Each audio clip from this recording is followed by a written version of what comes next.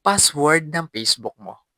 Paano nga ba i-save sa ating Google account para hindi mo ito makalimutan?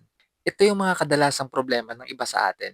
Yung nakakalimutan nila ang password ng kanilang Facebook. At kung gusto mo ito malaman kung paano ito i-save sa ating Google account, ay panoorin mo ang video na ito.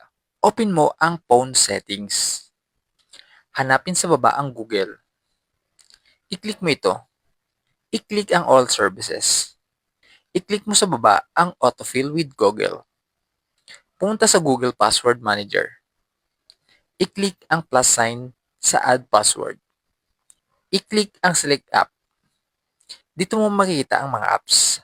Hanapin mo ang apps na gusto mong isave ang password. For example, ang Facebook. Ilagay mo dito ang username at password mo sa Facebook.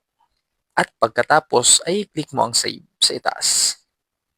At pag may lumabas na kailangan ilagay ang password ng phone mo, ay ilagay mo ito.